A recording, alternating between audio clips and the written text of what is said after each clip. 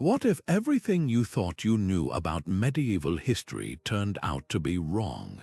Picture this: a lone traveler, centuries ago, scribbling secrets into a leather-bound journal, knowing their words could rewrite dynasties. Now imagine that journal lost to time, buried in an attic or tucked away in a monastery vault, until one day it resurfaces. That's exactly what happened with not just one, but 27 of these forgotten records, each one a ticking time bomb of historical revelation. These aren't just old pages filled with ink.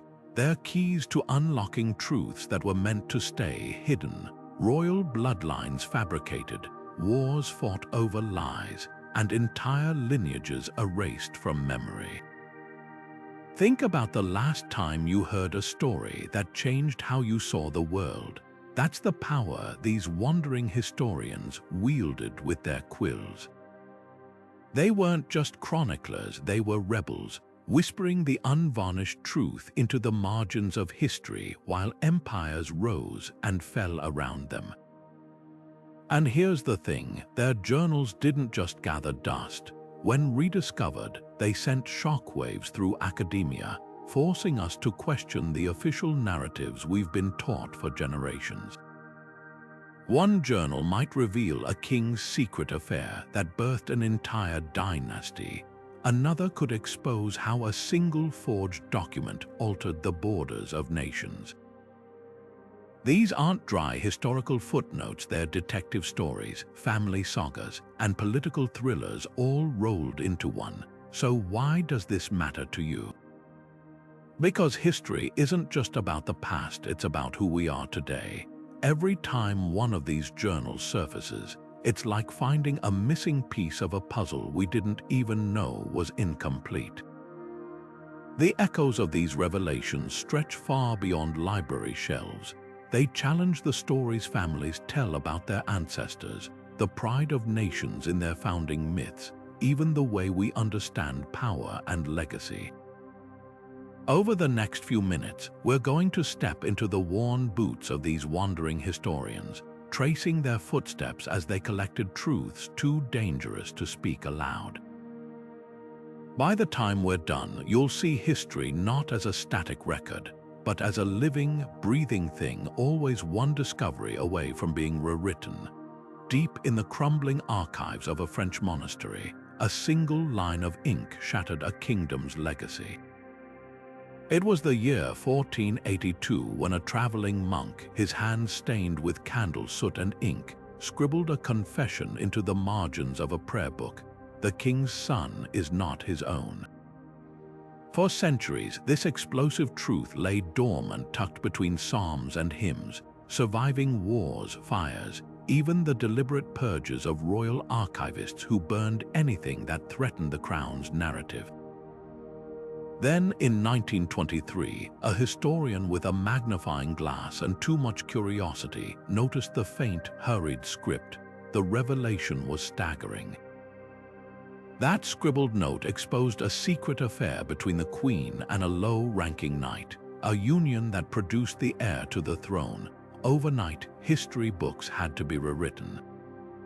Portraits once celebrated as dynastic icons now hung like evidence in a conspiracy. But here's what's even more fascinating. The monk didn't just record the scandal. He documented the elaborate cover-up. Pages torn from ledgers, witnesses paid to disappear, even a midwife who mysteriously drowned weeks after the birth. This wasn't just gossip, it was a blueprint for how power manufactures legitimacy. And that's the real danger of these journals. They don't just correct the record, they expose the machinery of deception. Think about it. If a throne could be built on a lie this colossal, what other truths from that era were equally fabricated? Legal documents, treaties. The very borders of nations. Suddenly, every portrait of a noble family starts to look like a piece of theater.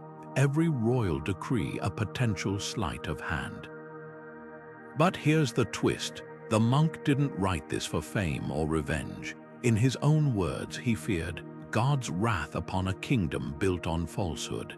He hid the truth not to bury it, but to preserve it for a time when the world could bear its weight.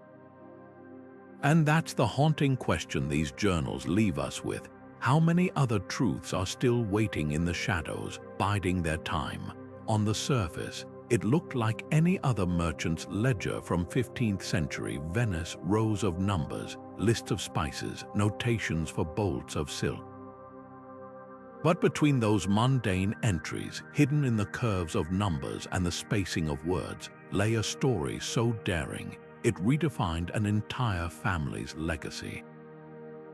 The ledger's owner, a wealthy spice trader, had no idea his bookkeeper, an enslaved woman named Anara, was using it to document her family's audacious escape. She disguised her words as inventory notes. 5 sacks of saffron lost at port really meant we fled at dawn. Damaged silks signaled a guard bribed. For years, she recorded every step of their journey to freedom in plain sight, knowing no one would look twice at a merchant's accounts. Then came the twist no one saw coming. Anara didn't just escape, she rebuilt her life with such cunning that her descendants became nobles in a rival city-state. Generations later, her great-great-grandson, a duke with no knowledge of his true lineage, commissioned a portrait celebrating his family's ancient and honorable bloodline. When historians decoded the ledger in 2009, the truth was undeniable. That noble house was founded not by sword or inheritance, but by the unbreakable will of a woman who turned ink into a weapon. What makes this journal extraordinary isn't just the deception.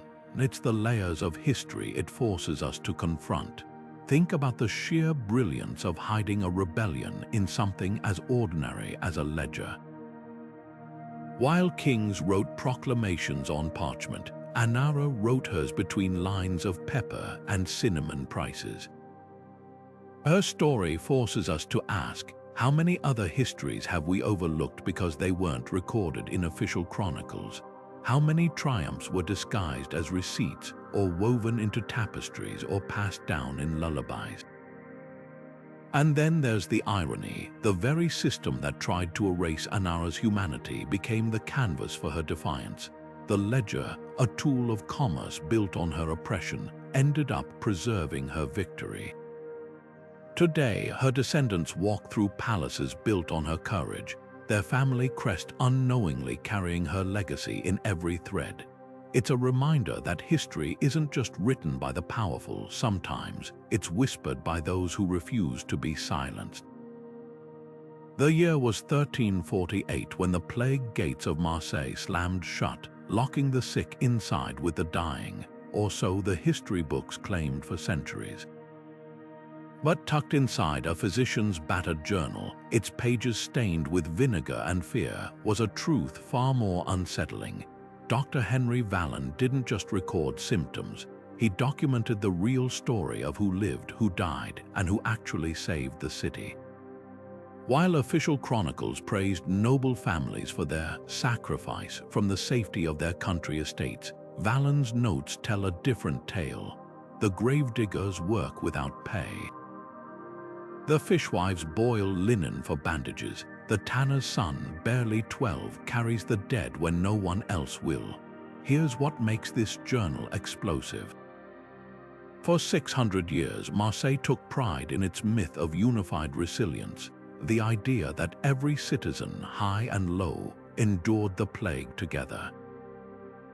Vallon's pages shred that fiction. He lists by name the merchants who bribed guards to flee, the bishop who claimed prayer alone would protect him while secretly drinking imported remedies, even the city officials who hoarded food in their cellars as the hungry rioted.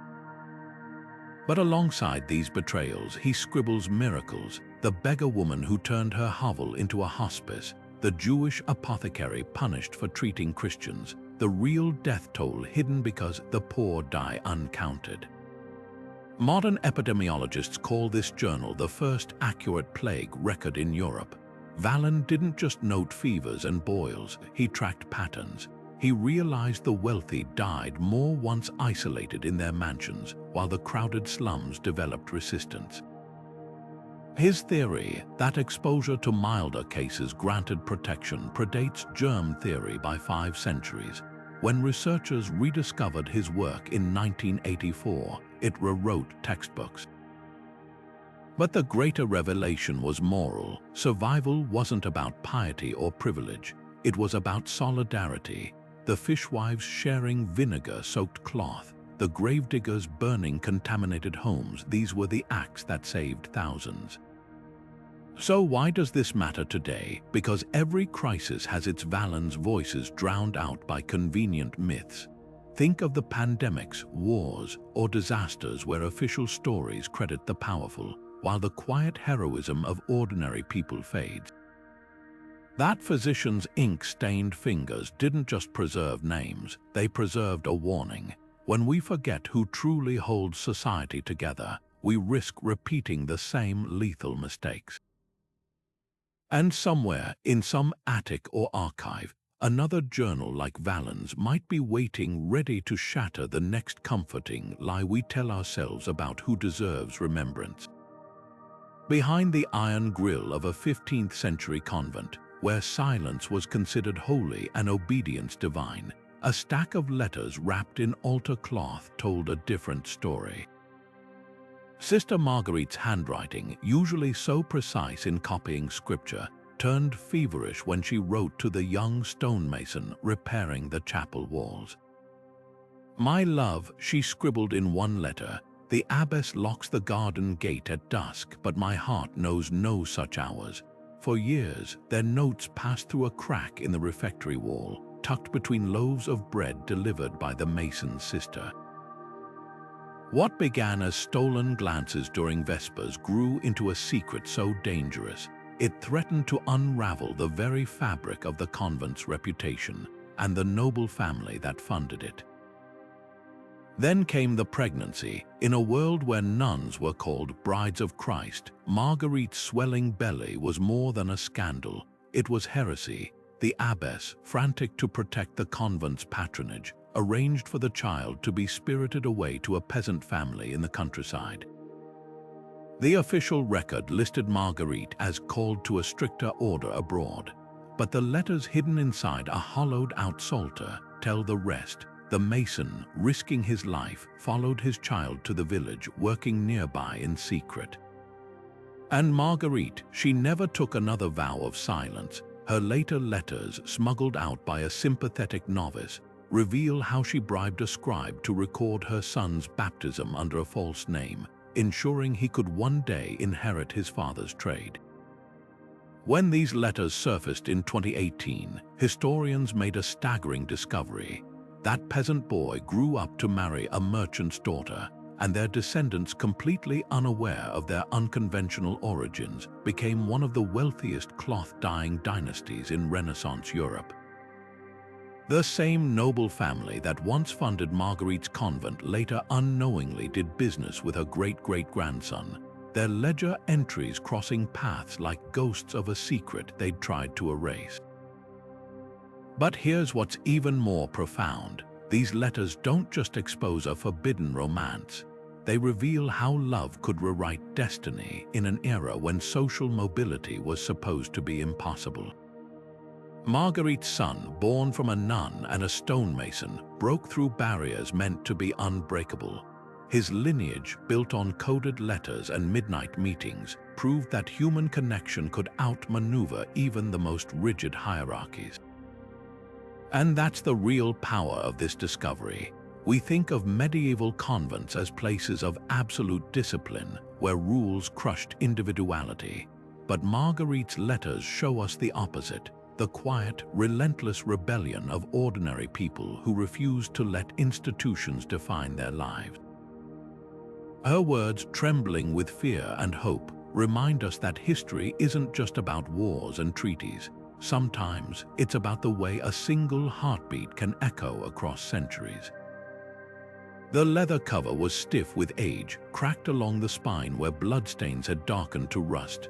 Inside, the handwriting of a man who expected to die, Johann of Aachen, a mercenary hired to fight in what the bishops called God's War.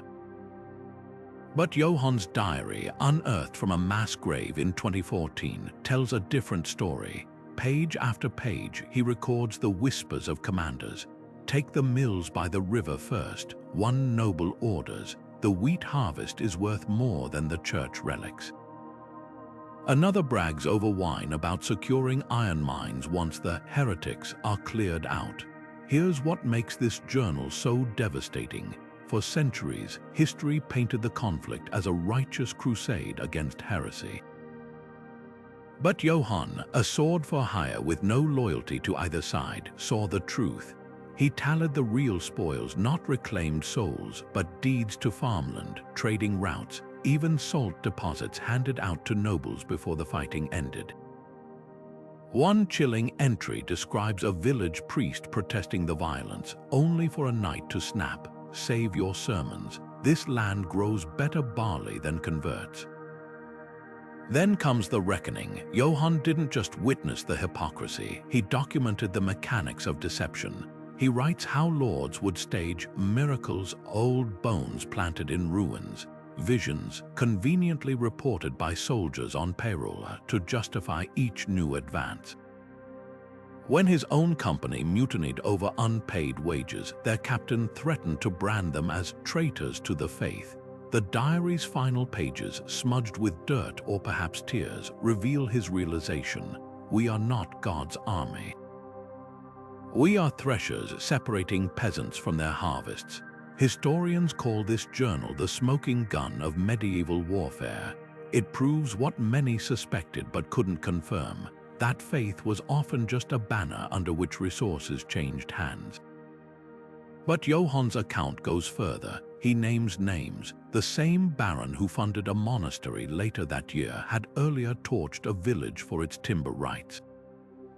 A bishop who preached poverty held secret deeds to 7 vineyards, and that's the deeper tragedy here. This wasn't just one war built on lies, it was a blueprint.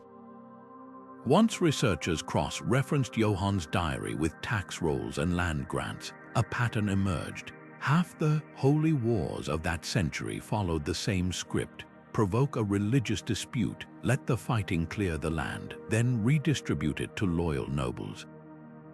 The real heresy wasn't in the villages they burned, but in the ledgers they kept. So why does a 600-year-old mercenary's confession matter now? Because it forces us to ask how little has changed. How many conflicts today, wrapped in the language of ideology or security, are really about who controls the mills, the mines, the rivers? Johann's ink-stained pages are a mirror reflecting an uncomfortable truth. The reasons we go to war are rarely the ones we proclaim. And somewhere, in some forgotten trench or encrypted server, another Johann might be recording the evidence, waiting for history to catch up. The ink was faint, the pages brittle, but the words still burned with defiance 6 centuries later. In a small village near Trier, a woman named Alhades kept a notebook filled with sketches of plants, their uses carefully noted. Wolfsbane eases joint pain when boiled with honey. Yarrow stops bleeding faster than prayer. To the church, these were not just remedies, they were crimes, because Alhades didn't just record cures, she documented why they worked, challenging the doctrine that illness was divine punishment and healing the sole domain of saints. Her journal, discovered in 1998 beneath the floorboards of a farmhouse, reads like a secret rebellion. Between recipes for feverfew tea and poultices, she scribbled observations that would have gotten her hanged as a witch. The abbess claims my tinctures are the devil's work, yet her own sister begs for them at midnight. Even more damning, she tracked outcomes like a modern researcher, noting which patients recovered with herbs versus those treated only with holy water. The numbers didn't lie. Families who used her methods survived plagues at twice the rate of those who relied solely on faith. But here's what makes Alhades' work truly revolutionary. She didn't just practice herbalism, she systematized it. While male physicians of her era blamed illness on imbalanced humors, or planetary alignments, her notes show a startlingly accurate grasp of contagion. The sickness travels fastest where crowds gather and the air sits thick.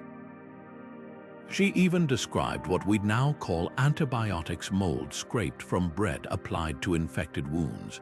When researchers at Heidelberg University reconstructed her recipes in 2012, they found over 60% had measurable medicinal properties.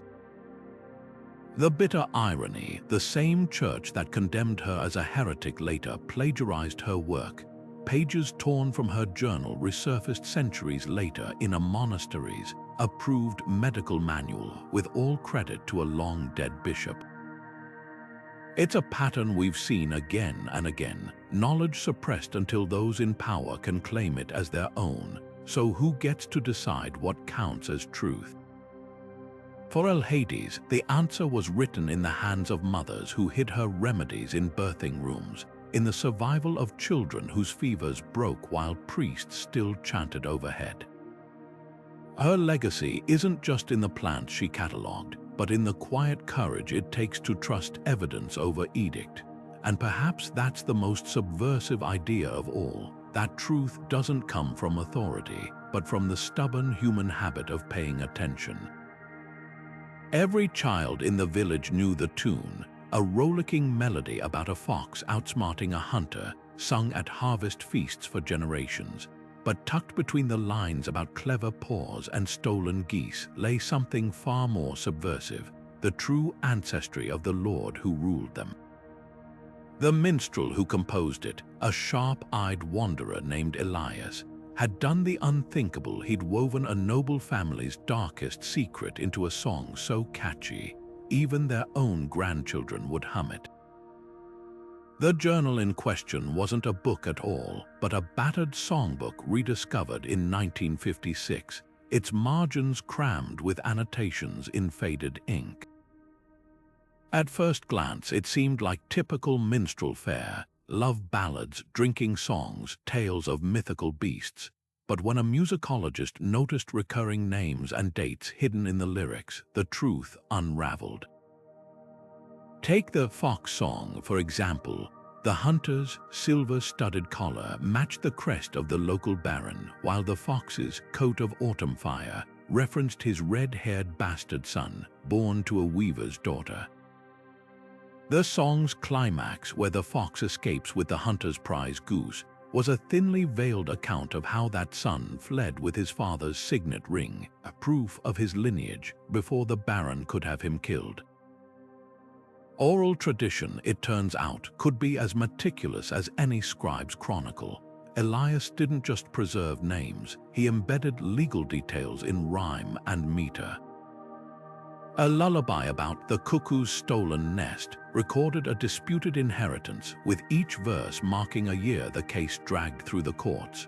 A raucous tavern tune chronicled a knight's debts, listing creditors by the wines they drank, the man who favors Malmsey being a wool merchant owed 3 years' rent. The songbook's greatest revelation came when historians cross-referenced its lyrics with parish records. The merry maid who danced with shadows in one ballad was revealed as the baron's disinherited daughter, her marriage to a rival family's heir, and the political alliance it forged erased from official histories. Yet, thanks to Elias, her story survived in the verses sung by cobblers and milkmaids, outlasting the stone monuments erected to glorify her father's name. What makes this discovery so extraordinary is its defiance of everything we assume about medieval record-keeping. We picture history written by monks in quiet scriptoriums, not bellowed by tipsy minstrels in crowded alehouses. But Elias understood something the powerful didn't. Songs are living things. They slip past castle gates and censorship, carried on the breath of people who'll never touch a parchment. While official genealogies could be burned or altered, his melodies became so woven into daily life that not even the most paranoid lord could root them out. And that's the real genius of his work. In an age when rewriting history was as simple as bribing a scribe, Elias turned folk memory into an unbreakable ledger. Today, descendants of that red-haired fox still sing his song at family gatherings, unaware they're honoring the very ancestor their ancestors tried to erase. It's a reminder that truth doesn't always wear a scholar's robe sometimes. It wears a jester's bells and a knowing smile. The hammer strikes sounded ordinary enough, the rhythmic clang of metal shaping metal in a modest Cologne workshop. But the document hidden beneath the blacksmith's anvil would one day ring louder than any sword he ever forged. When Heinrich the Smith died in 1429, his will contained a single explosive line: "To my son Matthias, I leave not just my tools, but the truth of his birth." What followed was a confession so dangerous, the town clerk who recorded it later scratched out the words, leaving only ghostly impressions on the parchment. Heinrich hadn't just raised an apprentice, he'd sheltered the rightful heir to a nearby barony, smuggled to him as a babe after the lord's jealous brother staged a coup. For centuries, historians dismissed the story as folklore. The ruling family's archives showed no gaps in their lineage, their portraits depicting generations of stern-faced nobles with the same distinctive nose. Then, in 2017, a team of geneticists testing medieval remains made an astonishing discovery. The bones believed to belong to Baron Gottfried III, a man who'd ruled for 40 years, shared no DNA with his supposed descendants. But a skeleton from a pauper's grave near Heinrich's workshop, it matched perfectly. The implications were staggering. That blacksmith's will wasn't just a personal secret, it was a political grenade. Heinrich had taught Matthias not only how to temper steel, but how to hide in plain sight. The boy grew up hammering armor for the very nobles who'd murdered his parents, his true identity known only to the guild members who'd sworn oaths of silence. And here's the twist: Matthias never claimed his birthright. His descendants remained smiths and wheelwrights, while the impostors on the throne waged wars under a stolen name. What makes this journal, or rather, this will so extraordinary, isn't just the deception. It's the quiet victory hidden in its aftermath. Modern genealogists tracing Matthias's lineage found his bloodline thrived in artisans and engineers across Europe, while the fraudulent nobles died out within 2 centuries, their line ending with an inbred duke who couldn't tell a treaty from a tavern bill. The blacksmith's true legacy wasn't in titles or land, but in the enduring strength of ordinary people who carried history forward without fanfare. And that's the real power of this revelation. We think of medieval bloodlines as these unbreakable chains of power, forged through wars and weddings. But Heinrich's story shows us how fragile those chains really were, and how easily they could be melted down and reshaped by the hands of a craftsman who understood that the strongest metal isn't always the most visible. Some lineages aren't written in parchment, but in the calluses of those who keep the world turning while kings play dress-up. The tide was out when young Thomas first noticed the strange markings on the exposed rocks. Lines too straight to be nature's work, curves too precise for random erosion. His fishing net forgotten, he crouched in the wet sand, tracing the grooves with salt-cracked fingers. What began as idle sketches in his weather-beaten journal, crude maps of the bay at low tide, notes about the stone that looks like a crowned head, would one day rewrite history. Because Thomas wasn't just doodling, he'd stumbled upon the last visible remnants of Coralindis' palace, home to a queen so thoroughly erased, even the waves seemed to have swallowed her memory. For generations, locals had whispered about the drowned lady, a ruler who supposedly walked these shores when the sea level was lower. Scholars dismissed her as folklore until Thomas's meticulous drawings led marine archaeologists to the exact spot where the seabed dropped sharply, revealing man-made walls beneath the kelp. The discovery was staggering, an entire royal complex, its towers now home to lobsters, its throne room swaying with anemones. And here's what chilled historians to the bone: every carving, every recovered seal bore the name of a queen absent from all official chronicles. Coralindis hadn't just ruled, she'd built a thriving port city, minted coins with her profile, even signed treaties with foreign powers. Yet somewhere in the centuries after her death, someone had systematically scraped her from existence. But why? The answer lay in the palace's most haunting artifact, a child's skeleton curled beside the queen's, their fingers intertwined even in death. DNA analysis confirmed what Coralindis' enemies had tried to hide. Her heir was born of a union with a common sailor, not the noble husband forced upon her. This wasn't just a love story, it was a political earthquake. By bearing a child outside arranged marriage, Coralindis threatened the fragile web of alliances holding the region together. Erasing her wasn't petty vengeance, it was damage control. Yet Tomas's journal did more than resurrect a lost queen. It exposed how easily history can be rewritten by those who control the parchment. Think about it, if an entire palace could vanish beneath the waves, how many other rulers, rebellions, or revolutions have been scrubbed from the record? The ocean, at least, had kept Coralindis' truth safe in its depths, waiting for a fisherman's keen eye to notice what the tides had hidden in plain sight. And that's the eerie beauty of this discovery. While kings built monuments to their own glory, Coralindis' legacy endured in something far more resilient: the collective memory of the sea itself. Today, when the tide pulls back just right, you can still see the shadow of her palace beneath the waves, a reminder that no amount of ink can drown the truth forever. Some stories refuse to stay buried. They simply wait for the right moment to wash ashore.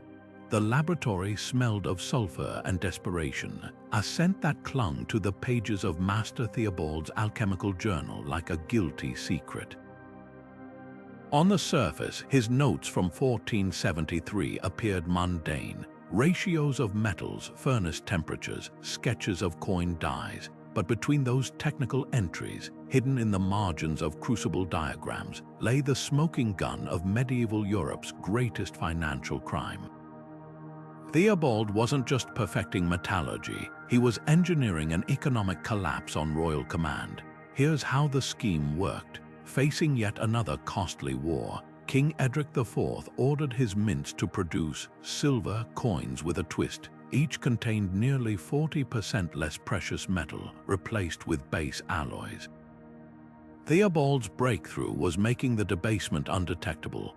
His journal details exact chemical treatments to give copper the sheen of silver, precise hammering techniques to mimic the ring of pure currency. Even more damning, he recorded the king's chilling rationale: "Let the merchants and peasants bear the cost while my armies march." The consequences were catastrophic. Within 2 years, bread prices tripled as traders adjusted for the weaker currency. Wages stagnated while nobles hoarded older, purer coins. Theobald's later entries grow increasingly frantic. The baker's daughter traded her dowry for a sack of flour today, suggesting even the alchemist hadn't foreseen the human toll. By the time the fraud was exposed, entire towns had descended into barter systems, distrusting any coin bearing the royal mark. Modern economists call this episode the first documented hyperinflation. When historians rediscovered Theobald's journal in 1962, they found meticulous records matching surviving coin hoards, proof the king had secretly ordered 3 separate debasements in 5 years. But the real revelation was Theobald's own calculations predicting the economic freefall. In one startling passage, he sketches a rudimentary supply-demand curve showing how diluted currency would drive up commodity prices, centuries before such concepts entered formal economic theory. What makes this journal so unsettling isn't just the historical deception, it's the blueprint it provides. The same tricks Theobald documented: slight weight reductions, alloy substitutions, psychological tricks to maintain confidence reappear in financial crises from revolutionary France to Weimar Germany. That's why central banks still study these pages today. They're not just reading about medieval coins, they're staring at the DNA of every modern inflation spiral. And perhaps that's the darkest lesson hidden in Theobald's ink-stained pages, when he finally wrote "God forgive me" beside a sketch of a starving minstrel. It wasn't just guilt speaking, it was the realization that money had always been an illusion. The real alchemy wasn't turning copper into silver, but convincing an entire kingdom to believe in hollow promises stamped with a crown. The dungeon walls were damp with centuries of condensation, the stone worn smooth by countless hands pressed against it in despair, except for one section near the floor, where careful grooves formed letters, numbers, even crude maps. For 800 years, these scratches went unnoticed, dismissed as the idle doodles of prisoners left to rot. Then, in 2019, a conservator restoring the castle's foundations knelt to inspect what turned out to be the last testament of a man history had branded a traitor. Sir Alaric de Verac's confession had been extracted under torture, his family stripped of their lands and titles. But here, in the flickering light of a smuggled candle stub, he'd etched the truth with a rusted nail. Dates, names, even the handwriting samples proving his signature had been forged on the damning treaty. What makes these carvings extraordinary isn't just their existence, it's their precision. Alaric didn't just claim innocence, he documented the conspiracy with the meticulousness of a clerk. One panel lists every soldier present the night he was supposedly caught plotting, half of whom were later proven to be miles away at an inn. Another recreates the falsified treaty line by line, noting where the ink strokes didn't match his own. Most chilling of all is the tally in the corner: 37 vertical marks, one for each day he was interrogated before breaking. Historians call this the first known instance of forensic counter-narrative in medieval Europe. While official records portrayed Alaric's downfall as swift justice, his carvings reveal a calculated character assassination. The king needed a scapegoat for a failed invasion, and a minor noble with no powerful allies made the perfect target. But Alaric turned his prison cell into an archive. He couldn't have known that 8 centuries later, laser scans would match his etchings to ink blots on the evidence, proving the documents were altered after his death. The real victory, though, came when his descendants, now farmers, teachers, and mechanics, were presented with the findings. Modern genealogists traced how Alaric's children had fled under false names, their lineage surviving in parish records under Verac, spelled backward. That's the heart-stopping moment this discovery delivers. Watching a 21st century carpenter hold a DNA report confirming he's the rightful heir to lands now buried under a shopping mall. Justice delayed, perhaps, but justice preserved. That's something far more powerful, because here's what Alaric understood: that his jailers didn't. Stone lasts longer than parchment. The same walls meant to silence him became his witness. While the king's scrolls molded in some archive, his truth sat patiently in plain sight, waiting for technology and time to catch up. And that's the lesson humming through these grooves. History isn't just written by the victors. Sometimes it's scratched into the dark by those who refuse to let the light go out. The constellations wheeled overhead in precise inked arcs, their positions recorded with the obsessive care of a man who believed the heavens held all answers. But for Master Gerbert, an astrologer serving the court of Navarre in 1356, the real revelation wasn't in the stars, it was in the forgotten words he scribbled beside them. His star charts, painstakingly preserved in a velvet-lined chest, looked like typical medieval astronomy at first glance. Zodiac symbols, planetary alignments, notes on auspicious dates for planting or battle. Then a linguist in 1989 noticed the faint marginalia notations in a script that didn't match any known language of the period. What began as idle doodles between celestial calculations turned out to be the last surviving fragments of the Vasconic tongue, a language whispered by shepherds in the Pyrenees long before Basque emerged. Gerbert hadn't just recorded the stars, he'd preserved the dying words of an entire culture. Each chart contained phrases scribbled in conversation with his assistant, a mute boy from the mountains who communicated in this ancient dialect. Frost comes early when the Pleiades blush red. One note warned in Vasconic, another, scrawled beside a sketch of Mars, joked about the god who stumbles like a drunkard through the houses. These weren't translations, they were living speech, complete with colloquialisms and grammatical quirks thought lost for centuries. The discovery rewrote linguistic history. Before Gerbert's charts surfaced, scholars believed Vasconic had vanished without a trace, swallowed by Latin and regional dialects. But these margins proved the language survived covertly, passed down in remote valleys long after official records declared it extinct. Even more astonishing, the astrologer's notes captured nuances modern reconstruction efforts had missed: poetic metaphors comparing comet tails to the breath of wolves, or a sarcastic aside about noblemen counting coins like stars. Here's what chills the spine. Gerbert didn't write these phrases for posterity. He wrote them because that mute boy was the only person who understood his stargazing shorthand. Their private code, never meant to be deciphered by outsiders, became a time capsule. Today, descendants of those mountain shepherds hear recordings of reconstructed Vasconic based on these very notes, hearing their ancestors' humor and wisdom echo across 7 centuries. And that's the quiet rebellion hidden in Gerbert's charts. While kings and bishops controlled what was written in official chronicles, an astrologer and his apprentice preserved a language in the spaces between stars. Not for glory, not for doctrine, but because some truths are too vital to be left solely to the victors. The heavens may be silent, but the margins, they're alive with voices we almost stopped listening for. The ledger's spine cracked like dry kindling when the archivist first opened it, 8 centuries of flower dust and secrets spilling onto the table.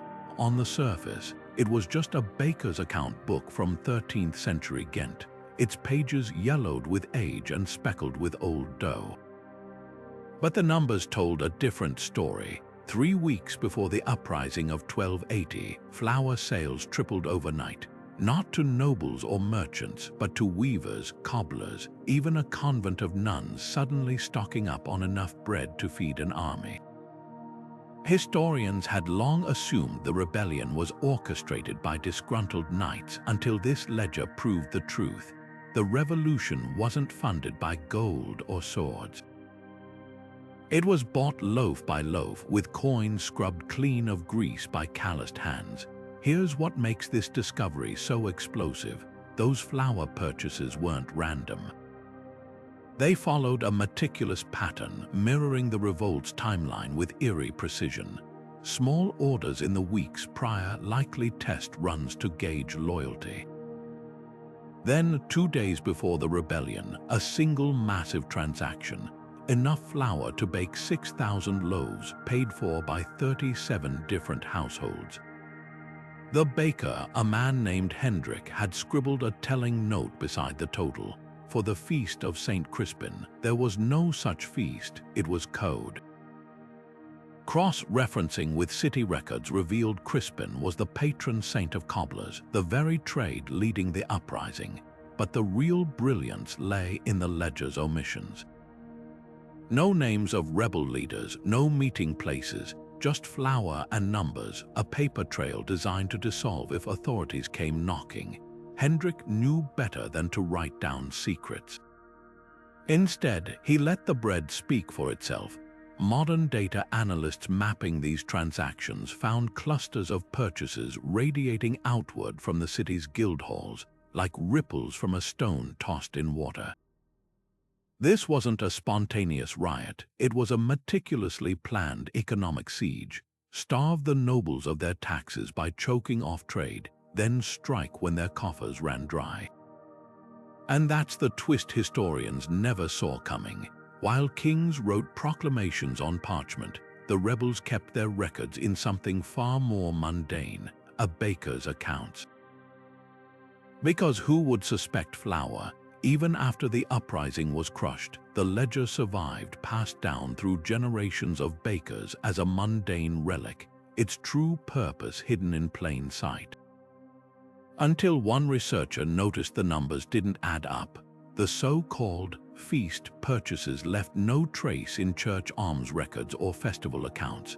That flour had only one destination, the bellies of rebels. Today, we think of revolutions as grand speeches and battle cries, but Hendrik's ledger reminds us that change often rises from something as simple as a shared loaf. The nobles wrote their histories in ink, the people wrote theirs in wheat, and somewhere in some forgotten shop ledger, the next uprising might already be brewing, one sack of flour at a time. The royal portrait showed a man who loomed larger than life, broad shoulders straining against ermine robes, a sword dwarfing the pages kneeling beside him. King Edward III of Castellan was legend, a warrior who could cleave horses in half with one swing, whose very shadow made enemies tremble. At least that's what the tapestries claimed. Then a linen shirt changed everything. Tucked away in a trunk of mothballed court costumes, a tailor's ledger from 1384 contained meticulous measurements for the king's garments. The numbers didn't lie. Edward's chest spanned barely 19 inches, his sleeves tailored for arms shorter than most squires. The so-called giant of Castellan stood no taller than 5'2". This wasn't just a case of historical inflation, it was a masterclass in medieval PR. The tailor's notes revealed deliberate tricks, padded doublets stitched with extra bulk, boots with hidden platforms, even thrones engineered to make lesser men feel child-sized in comparison. But the most damning entry, a single-line item charging the royal treasury for 6 ells of scarlet cloth to enlarge the royal standard by half. Edward didn't just wear lies, he flew them from every battlement. Modern historians call this the Charlemagne effect, the tendency to exaggerate rulers' physiques to match their mythic reputations. But Edward's case was special. His tailor's ledger didn't just correct the record, it exposed the machinery of deception. Page after page documents how the king's handlers staged every public appearance. Dwarfs hired to stand behind him in processions, horses bred smaller to make him seem taller, even banquet tables cut low so diners had to look up. The propaganda was so effective that when archaeologists unearthed Edward's skeleton in 1991, locals refused to believe the delicate bones belonged to their giant king. What makes this journal so revolutionary is what it says about power's fragility. Edward didn't just want to intimidate enemies, he needed to. His reign began with 3 assassination attempts in as many months, his hold on the throne perpetually shaky. That scarlet cloak wasn't vanity, it was armor, and it worked. Contemporary chronicles describe enemy ambassadors fainting at the sight of him, despite the tailor's notes proving they'd literally been looking up at a man who could barely see over his own saddle. But here's the twist. That same ledger contains measurements for another set of garments, simple tunics marked for the hunting lodge, with dimensions matching Edward's true size. Between the lines of linen and silk threads, we glimpse a man who occasionally shed the costume, if only in private. Maybe that's the real discovery here, not that kings lied about their stature, but that even they grew weary of the performance. The truth, it seems, was a luxury even monarchs could only afford behind closed doors. Today, when we see leaders towering over podiums or athletes photoshopped onto magazine covers, we're witnessing the same ancient game. The mediums change. Oil paint becomes Instagram filters. Heralds become PR teams, but the instinct remains. Edouard's tailor would have recognized every trick in the modern playbook. After all, image crafting isn't about reality. It's about making people believe in something larger than life, even if you have to stitch it together one padded hem at a time. The velvet-lined ledger seemed harmless enough, just another jeweler's inventory from 15th century Rome. Its pages filled with neat columns detailing sapphires, rubies, and pearls. But the numbers told a story no one was meant to read. When a researcher in 1983 noticed discrepancies between the papal treasury's official records and this private account, the truth unraveled like a broken rosary. Pope Innocent VIII hadn't just blessed the faithful, he'd quietly pillaged their donations, swapping out priceless relics with paste replicas and pocketing the difference. Here's how the scheme worked. The jeweler, a man named Vittorio di Lombardi, kept 2 sets of books, one for the Vatican's auditors showing all gems accounted for. The other, hidden beneath a false compartment in his workshop floor, recorded the real transactions. 1 emerald cross, weight matched but glass center. 2 diamond clasps sold to Genoese merchant, payment diverted to unnamed benefactor. The ledger's most damning entry, a note scribbled beside a listing for a stolen Byzantine chalice. His Holiness prefers gold to grace. The cover-up was meticulous. Di Lombardi's inventory matched every papal receipt, down to the weight and cut of each stone. But his private notes revealed the swaps: how sacramental vessels were hollowed out and refilled with lead, how donated tiaras were stripped of their jewels and reassembled with clever fakes. Even the timing was strategic. Most thefts occurred during holy festivals, when the sheer volume of incoming gifts made discrepancies easy to dismiss as clerical errors. What makes this journal so explosive isn't just the theft, it's the hypocrisy it exposes. Innocent VIII famously preached against corruption, even excommunicating a bishop for embezzling church funds. Yet his own ledger entries show him personally approving the sale of stolen relics to fund his nephew's military campaigns. The jeweler's trembling handwriting captures the moment he realized the extent of the deception. I asked if the Virgin's tears pearls might be spared. He laughed and said, "She'll weep more in heaven." But here's the twist. Di Lombardi wasn't just a whistleblower, he was an accomplice. His records show he took a cut of every sale, using the money to build a secret chapel for his mistress. That's the real scandal hidden in these pages. The Pope's sins were expected, perhaps. The jeweler's betrayal of his own conscience. That's where the story turns tragic. In one heartbreaking passage, he writes of blessing each fake gem with holy water, as if ritual could purify the fraud. The ledger's rediscovery forced historians to confront an uncomfortable truth. Faith and power have always been uneasy bedfellows. While the Vatican's official archives portrayed Innocent as a reformer, de Lombardi's ink-stained pages revealed a man who treated piety like a currency.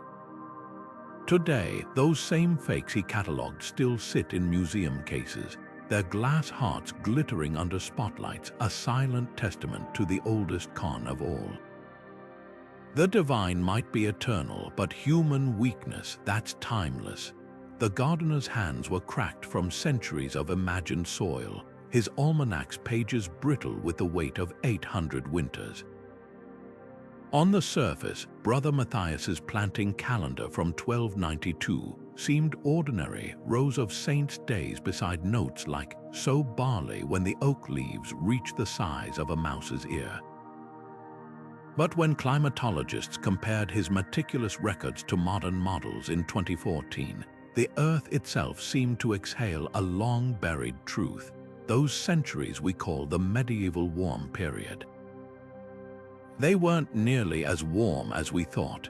Here's why this humble journal rewrote climate science. Matthias didn't just note dates, He recorded micro-shifts only a gardener would notice, the first frost arriving a week later than his grandfather's era, apple blossoms unfolding stubbornly behind schedule. His observations formed a pattern modern satellites couldn't capture, localized granular evidence that the so-called warm period was actually a patchwork of cooler pockets and erratic growing seasons. One particularly chilling entry lists a failed wheat harvest because the spring rains came not as gentle mothers but as weeping widows, a poetic turn of phrase that matched tree ring data showing unusual precipitation that year. The implications rippled far beyond medieval agriculture. Climate models predicting future warming had long used the medieval warm period as a benchmark for natural temperature variation. But Matthias's calendar forced scientists to recalibrate. If even the warm centuries saw crops struggling and winters lingering, then our current warming trend was even more anomalous than previously believed. Suddenly, graphs needed adjusting, projections sharpening, all because a monk with dirt under his nails noticed how the earth hesitated before bearing fruit. But the real revelation wasn't just about temperatures. Matthias's records exposed how history gets smoothed into myth. Chronicles from his era boasted of vineyards stretching into England and Greenland's icy shores reciting grand narratives that ignored the small, stubborn truth scribbled in garden journals. While kings wrote of endless summers, Matthias documented late frosts killing plum blossoms, a quiet counterpoint to the official story. His ink-stained fingers had preserved something radical, the right of ordinary experience to contradict legend. Today, as we watch cherry blossoms bloom earlier each year and ancient glaciers retreat, Matthias's calendar takes on new urgency. It reminds us that climate isn't just about data points, it's about the intimate dance between living things and the air they breathe. When he noted the bees stir sluggish this April, he wasn't just complaining, he was bearing witness to a world out of balance, one where even the humblest observer could sense the turning of an age. And isn't that the lesson humming through these pages, that the past never truly settles, it waits like seeds in frozen ground for the right moment to sprout new meaning.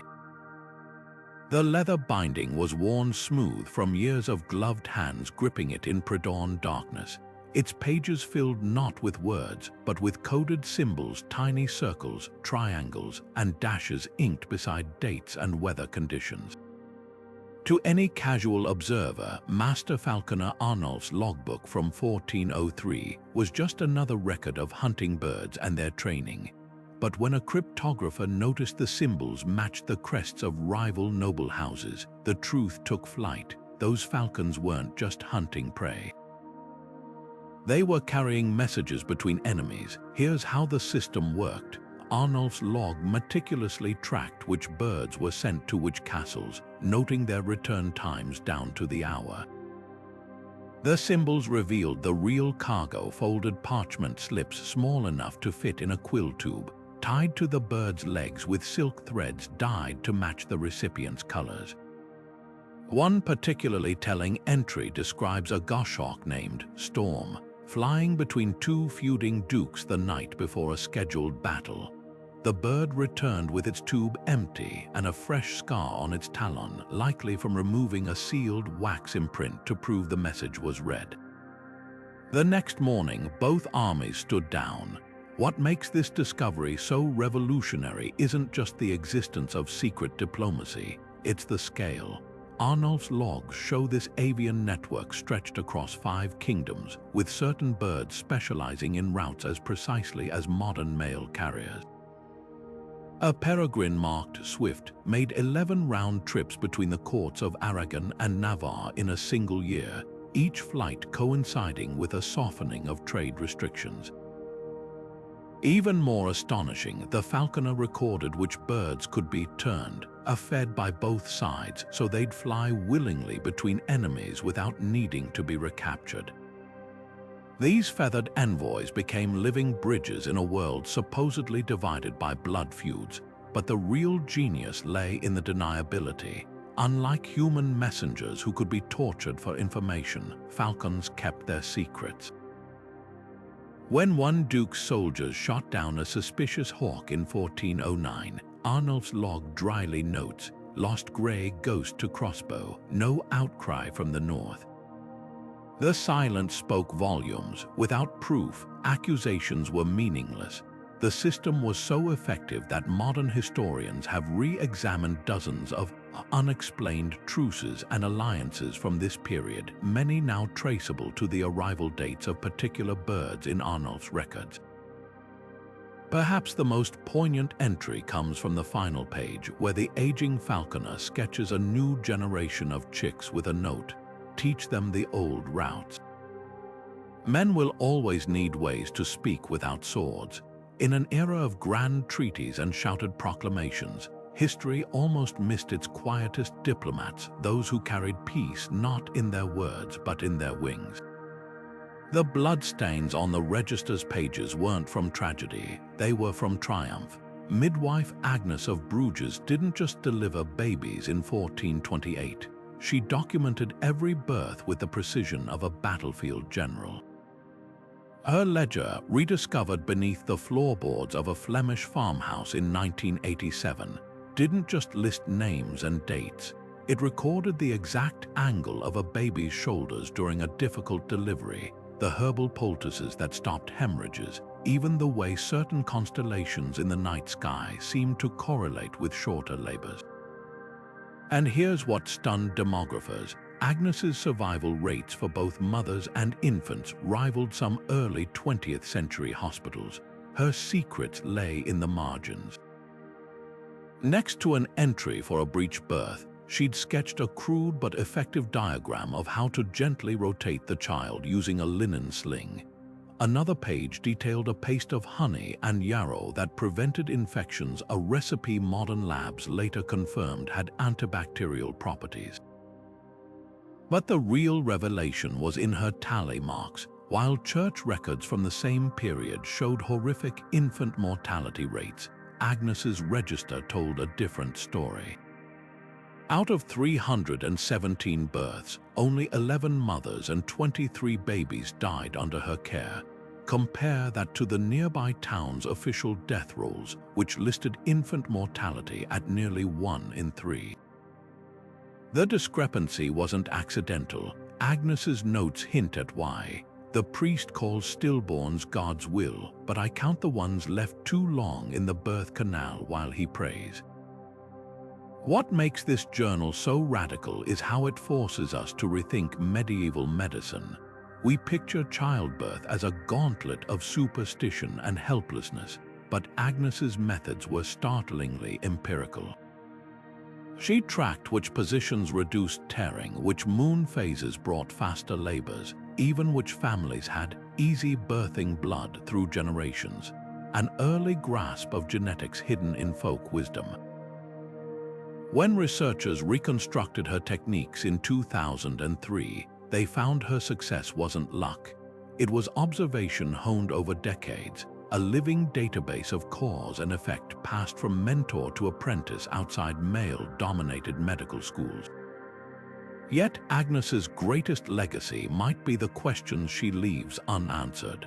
Her register mentions a network of midwives across Flanders who shared knowledge through coded messages in laundry lines and baking patterns. How much more expertise was lost because it was written in whispers instead of Latin? How many other Agneses practiced in shadows, their breakthroughs dismissed as women's tricks?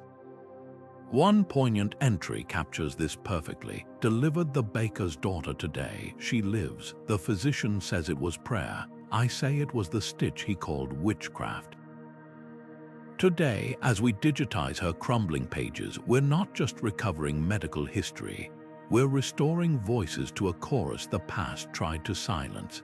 Agnes didn't just save lives. She left proof that science wore an apron long before it wore a lab coat. And somewhere, in some attic or archive, another midwife's register might be waiting to remind us that progress isn't always linear. Sometimes it's circular, a forgotten truth coming full term at last. The ink was faded, but the fury still burned through a child's Latin, exercises scrawled in the margins of a geometry text, each correction in a different hand. At first glance, the workbook seemed ordinary, just another relic from the court of Queen Isabella of Leon. But when a linguist noticed the sheer variety of advanced subjects crammed into those margins, astronomy equations, diplomatic phrases in Arabic, even musical notation, the truth became undeniable. This wasn't some noblewoman's idle doodling. It was the smoking gun of a royal education systematically erased. Isabella's official chronicles painted her as a pious simpleton, more concerned with embroidery than statecraft. Yet her tutor's notes tell a different story. Page after page documents her mastery of subjects considered unseemly for women: logic, military strategy, even Hebrew scripture. One particularly damning entry from her childhood instructor reads, "Her Highness solved the Euclid proof before I finished drawing the diagram, yet His Majesty commands we focus henceforth on devotional verse."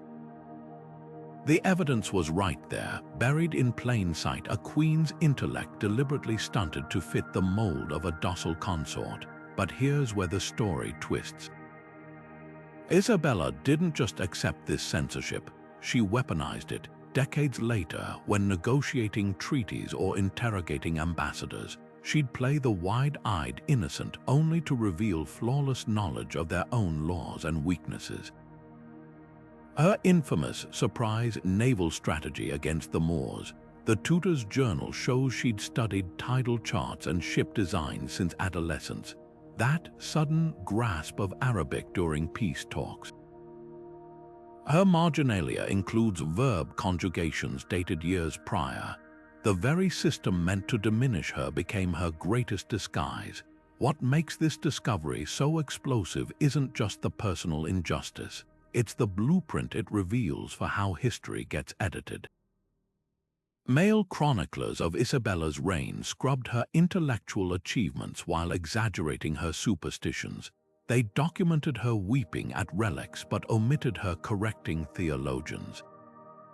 Modern scholars tracing these omissions found a pattern. The more competent a medieval queen proved, the more contemporary accounts emphasized her piety or feminine intuition as the source. Genius was permissible so long as it was framed as divine accident rather than cultivated skill. Yet the tutor's notes resist this whitewashing. In one heartbreaking passage, he records Isabella at 14 begging to continue astronomy lessons, only to be told, "A queen's virtue shines brighter than any star." Her response, scribbled later in the same margin, "Then let them name constellations after my silences." That single line cracks open the door to 1,000 lost histories of women who ruled not despite their education, but because of it, their brilliance disguised as charm or luck. The workbook's final page holds the sharpest irony. Isabella's last lesson was a translation exercise, the Latin word oblivisca, to forget. Above it, in her now confident hand, she wrote the Arabic equivalent, ansina. But beneath both, almost too faint to read, she'd added a third term no language scholars recognize, perhaps her own secret cipher. A queen's private joke or a promise that some truths refuse to stay buried. The answer, like so much of her story, lingers just beyond the ink. The wood shavings curled like ocean waves beneath the shipwright's knife, each stroke of his blade carving secrets that would outlast empires. Master Bertrand's workshop ledger from 1351 looked like any other craftsman's notebook: sketches of hulls, lists of timber, notes on rope tensions. But tucked between entries for fishing boats and coastal traders were designs that made historians gasp. Vessels with reinforced keels, adjustable sails, and storage holds large enough to carry provisions for a 3-month voyage. These weren't just ships, they were keys to crossing an ocean, and the dates in the margins proved they'd been built decades before Columbus ever set foot on a dock. Here's what the blueprints reveal. Bertrand's ships featured a revolutionary, double-hull design, an inner layer of oak planks sealed with tar, wrapped in an outer shell of lighter wood for speed. Modern naval engineers confirm this exact structure would have withstood Atlantic storms far better than Columbus's famously fragile caravels. Even more telling, the ledger lists compasses of the Norse pattern and includes star charts marked with celestial navigation guides matching Viking routes. Bertrand didn't just imagine transatlantic travel, he documented the tools to achieve it. But the real bombshell came when researchers matched these designs to parish records from coastal Brittany. Several ships matching Bertrand's specifications were commissioned by a wealthy wool merchant in 1354, their crews sworn to secrecy under penalty of excommunication. Where were they headed? The ledger drops one tantalizing clue: a cargo list including glass beads for trade and seed grain for planting, items useless for European coastal trade, but perfect for establishing contact with new land.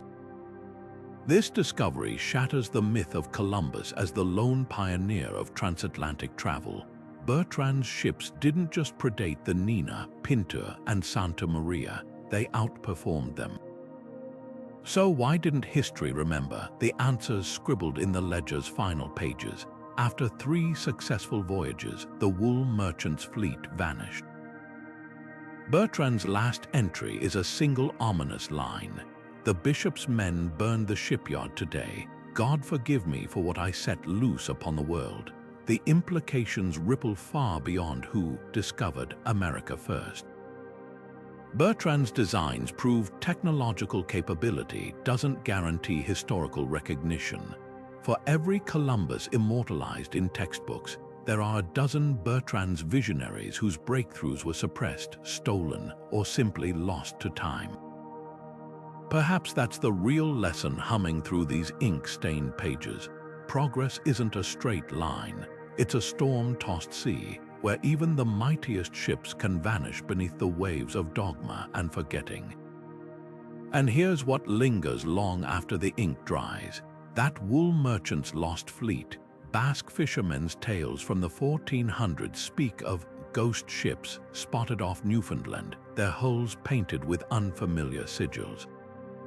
Coincidence or whispers of a truth too dangerous for its time? Some discoveries aren't just about finding new lands, they're about losing them twice, first to the sea, then to silence. The brewery smelled of malt and heresy, or at least that's what the bishop's men would have called it if they'd known what to sniff for. Master brewer Gottfried's recipe book from 1421 looks innocent enough at first glance, lists of barley, hops, and well water measurements.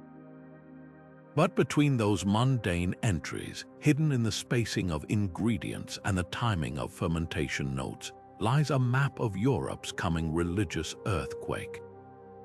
The hops came from Lutheran regions, the yeast strains from Calvinist monasteries, the honey from Anabaptist beekeepers, each batch of ale a liquid manifesto bubbling with dissent long before reformers nailed their theses to church doors. Here's how the code worked. In Catholic strongholds, brewers traditionally used gruit, a blend of herbs blessed by priests and taxed by the church. But Gottfried's ledger shows a deliberate shift. Hops from Nuremberg, 12 pounds, replaces gruit allowance in entries after 1415. Nuremberg was ground zero for early Protestant thought. The substitution wasn't just about flavor, it was fiscal rebellion, cutting the church out of both the brewing process and its profits. Even more telling, his notes on fermentation times, "Let stand until the wort sings," matched the exact duration of underground Protestant sermons recorded by spies in Basel. But the real smoking gun lies in the marginalia. Next to a recipe for winter ale, Gottfried scribbled, The bishop's men prefer their truth aged in old casks, but ours ferments quicker. A joke about beer, or a coded nod to reformist ideas spreading faster than orthodoxy could contain them. Modern historians cross-referenced these recipes with interrogation records from the period and found a chilling pattern. Brewers using hop-heavy formulas were 3 times more likely to later appear in heresy trials, their taverns serving as covert meeting halls where theology got discussed alongside tankards. What makes this journal so revolutionary isn't just the political subtext, it's the geography it reveals. By mapping Gottfried's ingredient sources, researchers traced underground trade routes that precisely mirror the spread of Reformation ideas years before official records acknowledge them. The hops moved from town to town alongside smuggled pamphlets, the yeast cultures carrying more than just fermentation properties. They carried the DNA of cultural change. And here's the twist that still echoes today. When authorities finally cracked down, they didn't just burn books, they outlawed certain brewing practices. A 1432 edict from Cologne specifically banned unblessed hops, proving they understood the connection between barrel and pulpit, but Gottfried outmaneuvered them. His final entry, dated the night before his arrest, contains one last recipe titled The Persecutor's Pint, a deliberately awful concoction of sour grapes and brackish water with a note. Let the bishop drink this and know our true brew lives elsewhere. That's the real power simmering in these pages. While kings and popes wrote history in ink and blood, ordinary people wrote theirs in yeast and barley. The Reformation didn't just happen in cathedrals, it happened in cellars where the air smelled of rebellion and the barrels hummed with the heresy of progress. And somewhere in some forgotten cellar today, the next revolution might already be fermenting, one carefully measured ingredient at a time. The parchment crackled like dry leaves as the archivist unrolled it, revealing lines so bold they seemed to pulse off the page. Master builder Arnaux's original sketches for the Cathedral of Santa Eulalia, buried beneath a false floor in his workshop for 500 years. At first glance, the familiar spires and buttresses took shape, but then the eye caught the details, flying arches stretching twice as high as the finished structure, a central dome perforated with star-shaped apertures to cast constellations across the pews, even a hidden chamber in the spire designed to amplify whispered prayers into a chorus. This wasn't just a different design, it was a different vision of the sacred itself, one that vanished the moment Arnaux's successors took control of the construction. What makes these rediscovered sketches so explosive isn't just their beauty, it's the paper trail of suppression that followed. Arnaux's ledger, found tucked inside the rolled plans, documents every compromise forced upon him. The bishop demands thicker walls, saying lightness invites doubt. A chapter house vetoes the star vault, too reminiscent of astrology. Page after page reveals how radical theology was literally chiseled out of the stone. That dome with celestial openings deemed too Muslim-influenced and replaced with solid plaster. The prayer amplification chamber dismissed as sorcery and filled with rubble before the spire was sealed. But here's where the story twists. Arnaux didn't just accept this censorship, he weaponized it. His journal describes how he embedded fragments of his original vision in places only artisans would notice. A single star-shaped keystone hidden above the choir, the faces of heretical philosophers carved into gargoyles too high to see from the ground. Most startling of all, his notes prove the cathedral's famed, miraculous acoustics weren't divine inspiration. They resulted from precise mathematical curves in the vaulting, deliberately exaggerated after Arnaux was barred from his dome design. The very features later generations praised as God's handiwork were, in fact, acts of quiet rebellion. Modern laser scans confirm Arnaux's genius. The thickness of those doubting walls actually weakened the structure, requiring costly reinforcements missing from his original plan. The plastered-over dome would have naturally cooled the nave, eliminating the need for later and flammable wooden additions. Every alteration made in the name of orthodoxy introduced flaws the original design had elegantly solved. Yet the real revelation lies in the sketch's margins. Between measurements are now scribbled quotes from forbidden texts, Sufi poetry about heaven's geometry, Jewish Kabbalistic diagrams, even a crude sketch of the Hagia Sophia's dome, a structure he'd never seen but clearly studied through travelers' accounts. This cathedral wasn't just meant to be a house of worship. It was meant to be a crossroads of human devotion where every architectural choice whispered, "There are more ways to kneel than you've been told." When Arnaux's skeleton was exhumed from the cathedral crypt in 2019, restorers found something clutched in his hand, a tiny lead model of his unrealized spire, perfect down to the star-shaped apertures. 5 centuries later, laser projections finally brought his vision to life on the cathedral walls, the constellations moving across stone as he'd dreamed. The light, it turns out, was always waiting. The stones just needed time to remember. The tax collector's quill hovered over the ledger, its tip trembling like a leaf in a storm.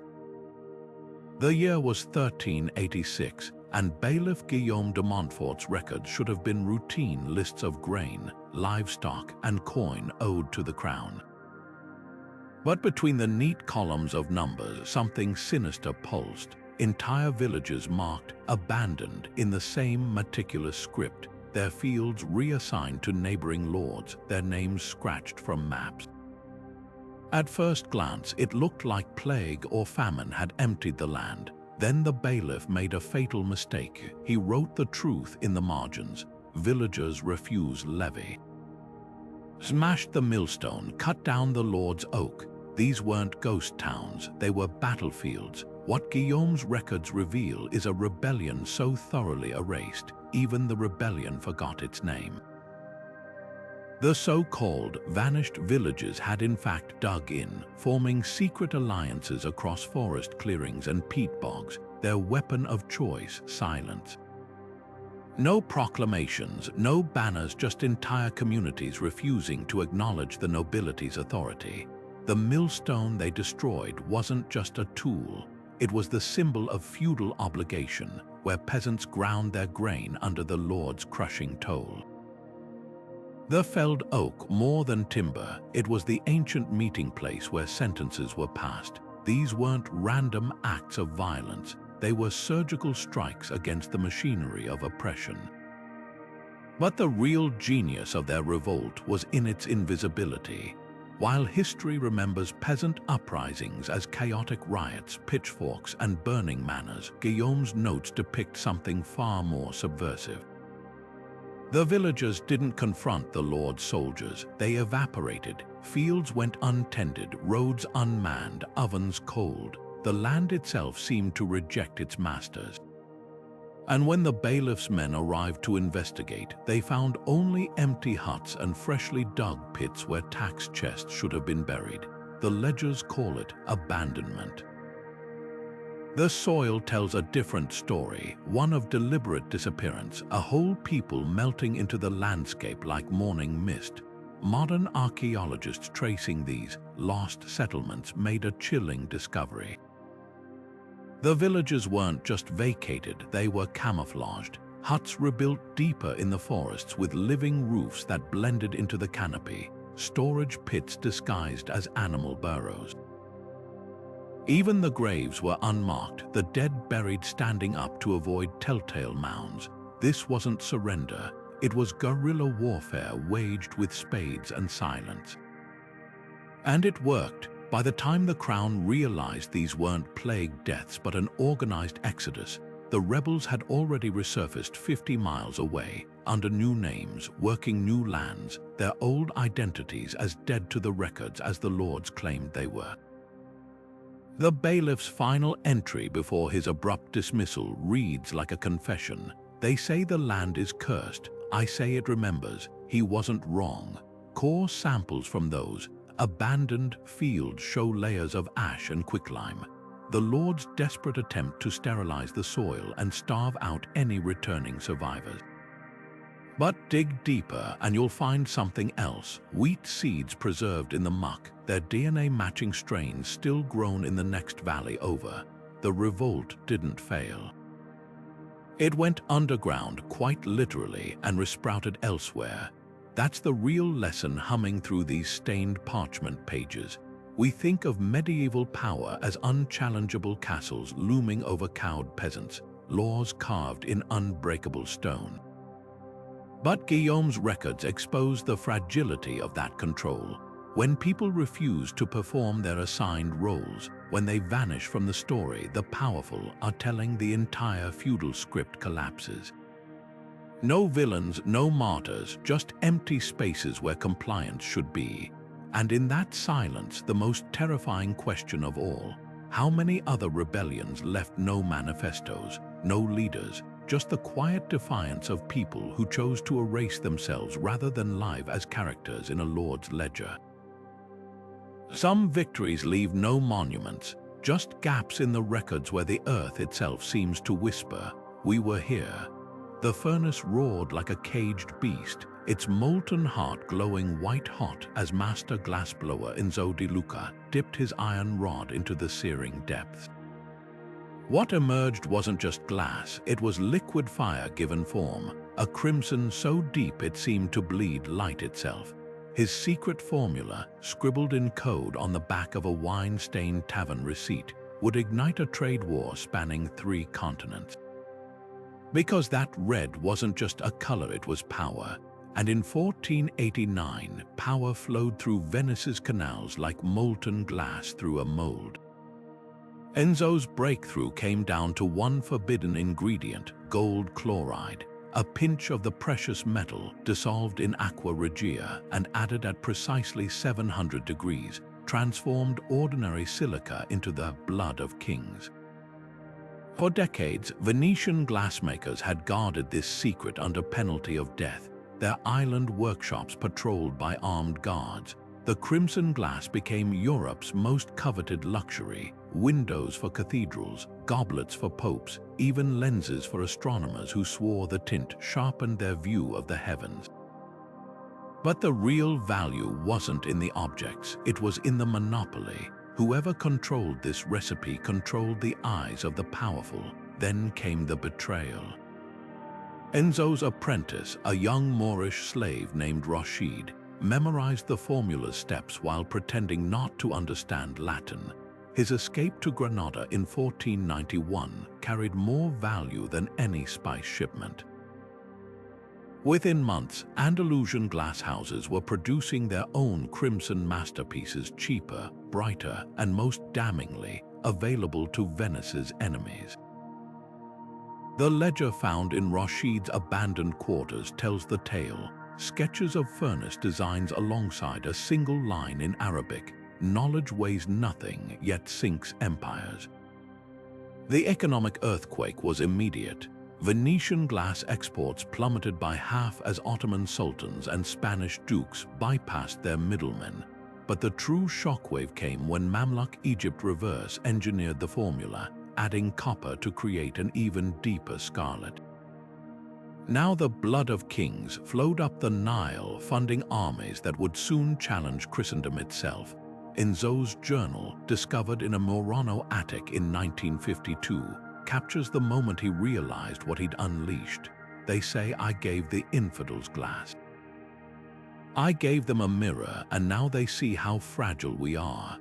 What makes this journal so revolutionary isn't just the technology, it's the blueprint it provides for how ideas outrun borders.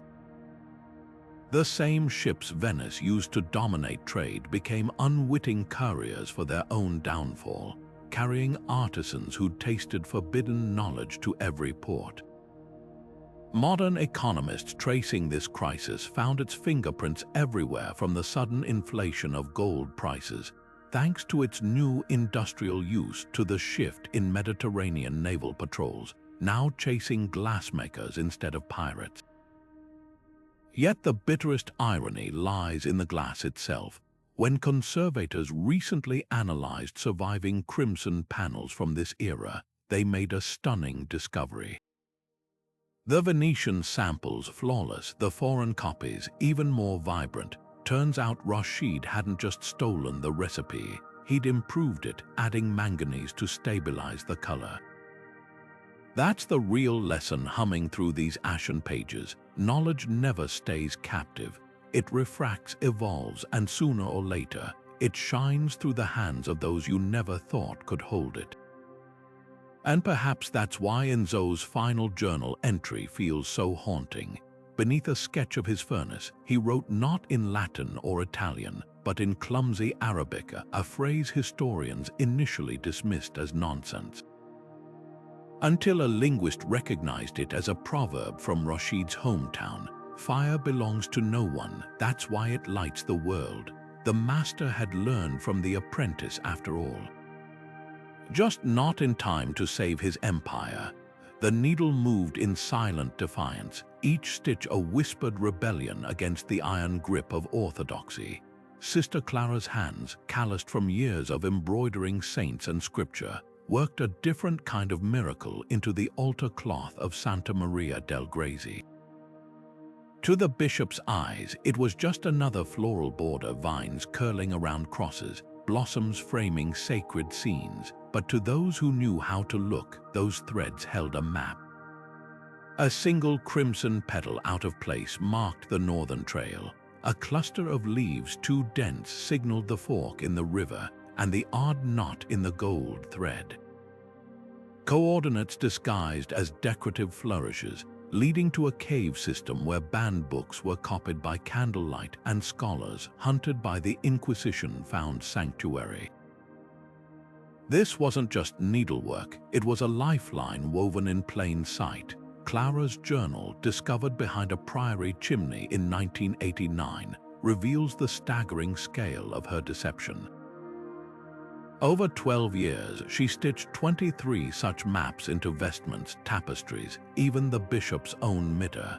Each one subtly different, each leading to a new safe house when the old ones were compromised.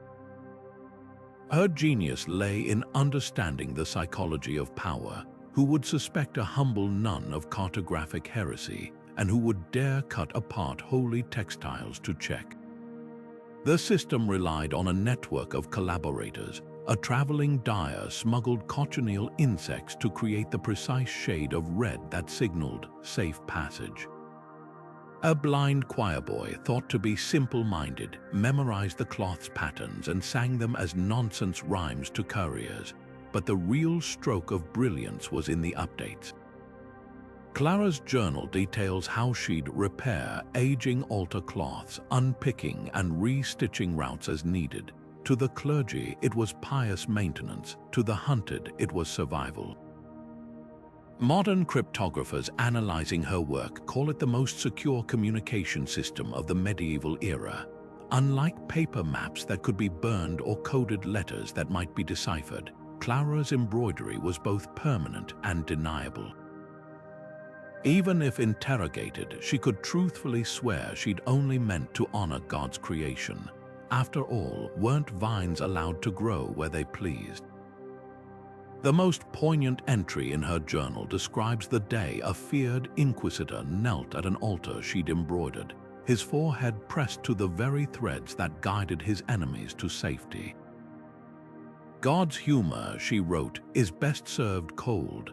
That cloth survives today, hanging behind glass in a museum, its secret now visible to all, yet still overlooked by most.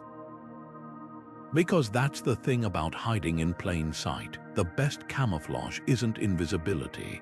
It's the arrogance of those who never think to look, and perhaps that's the real lesson threaded through Clara's story. Resistance doesn't always roar. Sometimes it hums a quiet melody of needle and thread, sung by hands the world assumes are only meant for prayer. While kings wrote edicts in ink that faded, she wrote hers in silk that outlasted empires. Proof that sometimes the mightiest weapon is the one no one thinks to name. The royal kitchen smelled of saffron and deception, a place where cloves could cloak conspiracies and cinnamon might hide a murder. When King Alaric III collapsed at his own banquet in 1422, the official chronicles blamed a traitor's poison. But tucked between flour stains and wine spills in Master Cook Hugo's menu ledger was the real culprit, a single line noting, "His Grace's plate prepared separate. No cardamom, no coriander, as always." Those 7 words, overlooked for centuries, would unravel a 600-year-old lie. Here's what the spice-stained pages reveal. Alaric didn't just dislike certain flavors, his body rebelled against them. Hugo's notes detail years of careful accommodations. Almond milk substituted for pepper-laced cream in sauces, marjoram standing in for mustard seed, even special batches of bread baked without the anise most nobles considered essential. But on that fateful feast day, someone altered the king's dish. The ledger's normally precise handwriting turns jagged as Hugo records the fatal oversight. The venison bore the common spice mix. "I objected, the steward insisted 'twas mild. Mild to a healthy man, perhaps, to Alaric, a death sentence." Modern allergists examining these records confirm the king almost certainly suffered from eosinophilic esophagitis, a condition where certain foods trigger violent immune reactions. His poisoning, symptoms swelling, choking, sudden collapse match textbook cases. But the real crime lies in the cover-up. Hugo's later entries describe the steward's frantic orders to burn the kitchen logs and his own desperate act of hiding the true menu beneath a false ledger bottom. This wasn't just negligence, it was a coup served on a gilded platter. The smoking gun, a marginal note in the steward's own hand, discovered centuries later pressed between the pages of a herbal compendium. The king's weakness may prove our strength. That slip of parchment, now displayed in the royal archives, exposes the deliberate nature of the act. Alaric's enemies hadn't needed daggers or arsenic, just a single pinch of the wrong spice and the complicity of those who knew his secret. What makes this journal so revolutionary isn't just the solved mystery, it's the lens it provides for re-evaluating history. How many other royal poisonings were actually food allergies or intolerances? Tudor physicians wrote of Anne Boleyn's mysterious swoons after eating walnuts. The Byzantine Emperor Leo V allegedly died from cheese long blamed on assassins, but perhaps just a body betraying itself. Hugo's ledger forces us to reconsider the past through the humblest of filters, the contents of a king's plate. Yet the most haunting revelation lies in the cook's final entry, scribbled days before his own disappearance. They say a king's worth is measured in gold and land. But I say it's counted in breaths drawn safely at his own table. In the end, Alaric's reign wasn't toppled by armies or intrigue, but by a pinch of something as ordinary as coriander and the hubris of those who thought power could conquer biology. The mightiest fortress, it seems, is only as strong as its kitchen's honesty. The manuscript's rough draft smelled of ink and urgency, their margins crammed with scribbles that history was never meant to see.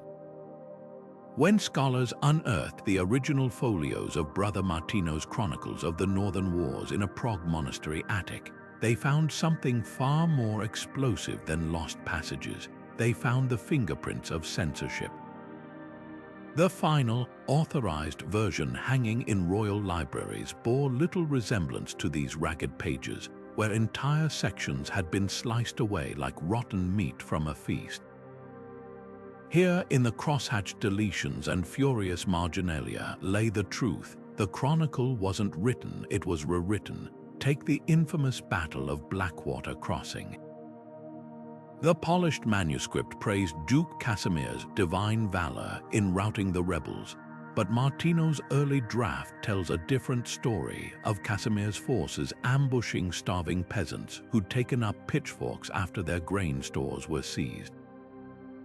Even more damning, a single surviving sentence fragment where Martino originally wrote, "The Duke's men hanged boys no older than 12, before scratching it out and replacing it with justice was meted to traitors." The ink blots around those words tell their own tale, some smudged with what might have been sweat or tears. But the real revelation came when ultraviolet scans revealed the censor's own notes lurking beneath layers of vellum. One particularly chilling annotation beside a deleted passage about mass graves read, "The king's line cannot bear this stain, not a denial of truth, an admission that some truths were too dangerous to survive." Martino, to his credit, fought back in the only way left to him. He buried clues in the approved text, like a single incongruous phrase about the weeping willows by the river, in a passage describing a desert battle, a coded reference to the hanging trees he'd been forced to erase. What makes these drafts so revolutionary isn't just the lies they expose. It's the blueprint they provide for reading all of history. Cross-referencing Martino's originals with other chronicles revealed a pattern. Every major noble house had its own team of text correctors working to scrub unfavorable events from the record. Rebellions became unrest, massacres became skirmishes, and inconvenient heirs suddenly vanished from genealogies like ghosts. The parchment was palimpsest, and power was the hand holding the scraping knife. Yet Martino's greatest act of defiance may have been accidental. In his rush to comply with censors, he reused parchment from earlier drafts for later copies. Now, with spectral imaging, we can see the shadow text screaming beneath the surface, the original words bleeding through like wounds that never quite healed. The chronicler's despair is almost palpable in one barely legible margin note. "If my quill lies, does God still hear the truth in my heart?" That's the question humming through these stained pages. We think of history as fixed, immutable, but these drafts prove it's always been a battleground. Every official story carries the scars of what was cut away, every grand narrative built on the silence of the inconvenient. Martino's censors thought they were erasing the past. Instead, they left us the ultimate irony, a record of their own fear, preserved in the very ink they used to try and blot it out. These 27 journals remind us that history isn't set in stone. It's written, hidden, and sometimes rediscovered. Every lineage, war, or cultural shift we think we know could be upended by a single lost page. What other truths are waiting in attics, caves, or digital archives? If this intrigued you, imagine what we'll uncover next. Subscribe and join us as we keep digging, because the past is never truly past. Think about it. Each of these journals was once just another stack of paper, tucked away by someone who had no idea their words would outlive empires. A monk scribbling in candlelight, a blacksmith etching measurements, a midwife counting lives saved. None of them knew they were leaving behind landmines for future historians to stumble upon. That's the thrill of history. It's never finished. For every mystery these journals solved, they unearthed a dozen new questions. Who decided which stories were worth preserving? Whose voices were deliberately erased? And how many more of these ticking time bombs are still out there, waiting for the right pair of hands to dust them off? Here's what's exhilarating. We're living in a golden age of rediscovery. Laser scans reveal erased parchment.